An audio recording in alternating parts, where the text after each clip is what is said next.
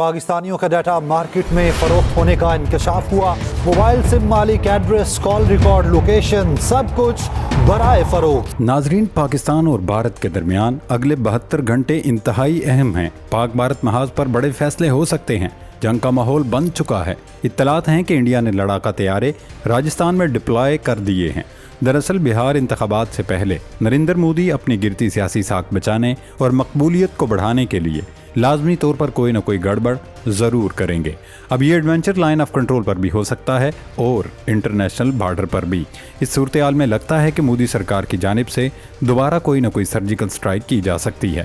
بھارت سرکار کے ان اقدامات سے خطے کا امن اور سلامتی ایک بار پھر دو پر لگ چکی ہے، لیکن صرف سرحدوں پر نہیں، پاکستان کے اندرونی محاذ پر بھی خطرے کی گھنٹیاں بج رہی ہیں۔ بھارت کی جانب سے ایک اور بڑا حملہ کیا گیا۔ انکشاف ہوا ہے کہ وفاقی وزراء، اعلیٰ افسران اور اہم شخصیات کے موبائل سمز کا ڈیٹا انٹرنیٹ پر فروخت ہو رہا ہے، جس میں شناختی کارڈ کی کاپیاں، بیرون ملک سفر کی تفصیلات اور کال ریکارڈ تک شامل ہیں۔ یہ صرف پرائیویسی نہیں بلکہ قومی سلامتی پر کاری ضرب ہے۔ دوسری جانب مشرق وسطیٰ میں بھی ماحول سلگ رہا ہے۔ امریکی صدر ڈونلڈ ٹرمپ نے فلسطینی مزاحمتی تنظیم حماس کو آخری وارننگ دیتے ہوئے کہا کہ اگر یرغمالیوں کی رہائی اور جنگ بندی نہ ہوئی تو نتائج سنگین ہوں گے، جبکہ حماس نے ٹرمپ کی دھمکیاں ماننے سے انکار کر دیا ہے۔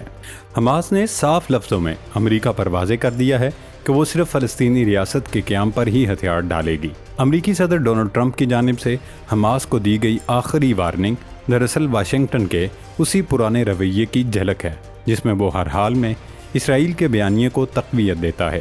یرغمالیوں کی رہائی اور فوری جنگ بندی کے مطالبے کو سنگین نتائج سے جوڑنا اس بات کا اشارہ ہے کہ امریکہ دباؤ اور دھمکی کی زبان کے سوا کچھ اور استعمال کرنے کو تیار نہیں۔ لیکن سوال یہ ہے کہ کیا آج کا مشرق وسطیٰ وہی ہے جو پہلے تھا؟ حماس نے امریکہ کو دو ٹوک جواب دے کر واضح کر دیا کہ اب مسئلے کو وقتی جنگ بندی یا قیدیوں کی رہائی تک محدود نہیں رکھا جا سکتا۔ ان کا کہنا ہے کہ اصل اور بنیادی شرط فلسطینی ریاست کا قیام ہے اور اسی بنیاد پر وہ ہتھیار ڈالنے پر تیار ہوں گے۔ اس جواب سے یہ پیغام ملا ہے کہ مزاحمتی قوتیں اب محض عسکری میدان میں ہی نہیں بلکہ سفارتی محاذ پر بھی مضبوط موقف کے ساتھ کھڑی ہیں۔ یہ صورتحال خطے میں نئی کشیدگی کو ہوا دے سکتی ہے۔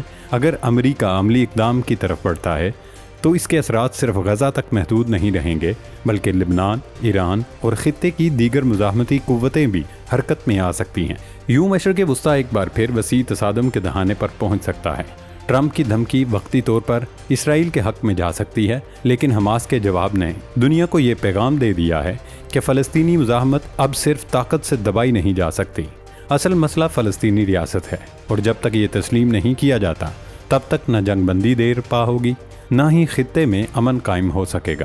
ایک اور ڈیولپمنٹ آپ کے ساتھ شیئر کریں کہ روس نے یوکرین پر اب تک کا سب سے بڑا حملہ کر دیا۔ اس حملے میں روس نے 800 سے زائد ڈرونز اور میزائلوں سے یوکرینی دارالحکومت کیف کی سرکاری عمارتوں اور دفاتر کو نشانہ بنایا۔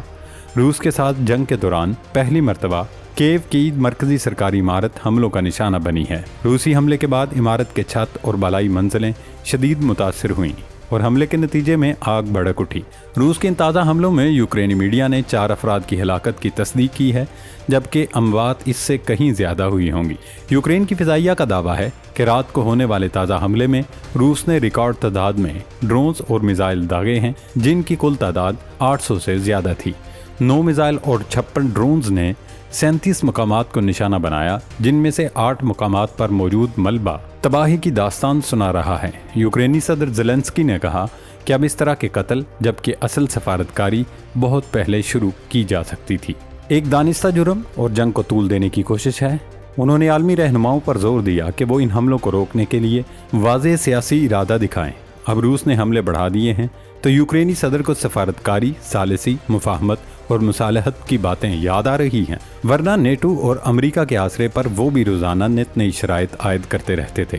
روسی وزارت دفاع نے دعویٰ کیا کہ اس نے یوکرین کے عسکری و صنعتی مراکز اور ٹرانسپورٹ انفراسٹرکچر پر حملے کیے ہیں، جس کے نتیجے میں ہتھیاروں اور فوجی ساز و سامان کے گوداموں کو نقصان پہنچا۔ دوستو، روس کی جانب سے کیے جانے والے یہ حملے امریکہ اور اس کے اتحادیوں کے لیے پیغام ہیں۔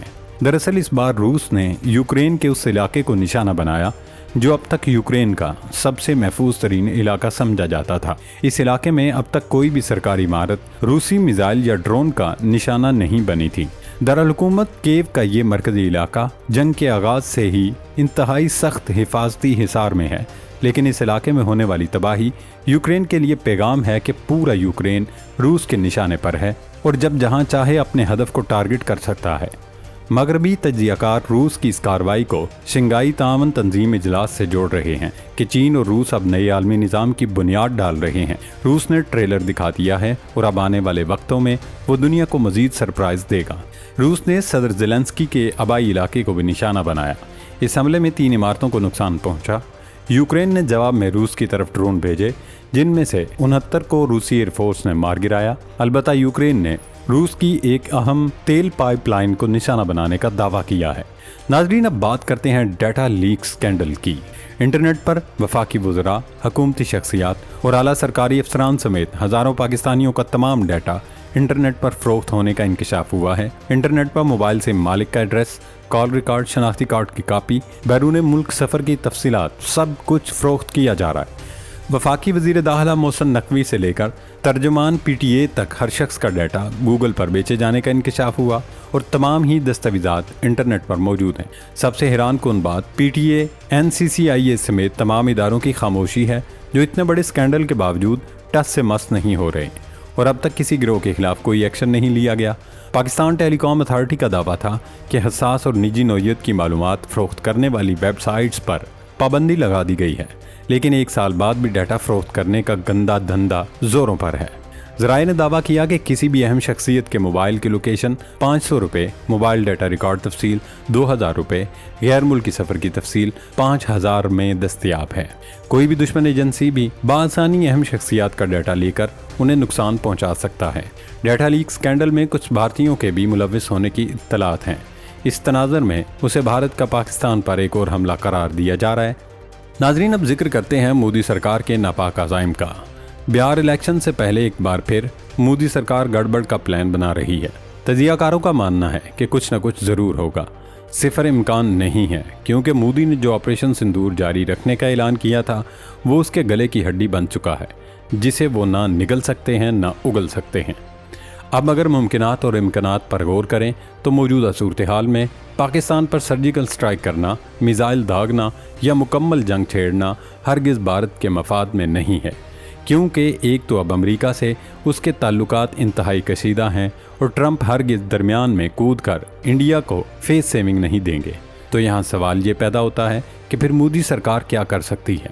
लगता ये है कि वो फेस सेविंग और हिंदू इंतहा पसंदों को खुश करने के लिए लाइन ऑफ कंट्रोल पर कोई नाम निहाद सर्जिकल स्ट्राइक का ड्रामा रचाएंगे, या फिर किसी फॉल्स फ्लैग ऑपरेशन की आड़ में भारतीय जनता को खुश करने के जतन करेंगे, ताकि बिहार का इलेक्शन सुकून से गुजार लिया जाए। बिहार में नरेंद्र मोदी एंड कंपनी की हालत इस कदर पतली है कि भारतीय सियासी पंडित बरमला कह रहे हैं कि भारतीय जनता पार्टी का बिहार में डिब्बा गोल होने जा रहा है। मोदी अगर बिहार का इलेक्शन हारते हैं तो उसके बाद मगरबी बंगाल भी हाथ से निकल सकता है और मोदी का जवाल शुरू हो जाएगा। लेकिन फिलहाल नहीं लगता कि बीजेपी की क़यादत मोदी को बचाने के लिए पाकिस्तान पर यलगार जैसी हमाकत करेगी। लेकिन अगर इंडिया ने कोई मिस एडवेंचर किया तो सिर्फ तारीख नहीं बल्कि दुनिया का नक्शा भी बदलेगा। अल्लाह पाक पाकिस्तान का हामी नासर हो। पाकिस्तान जिंदाबाद।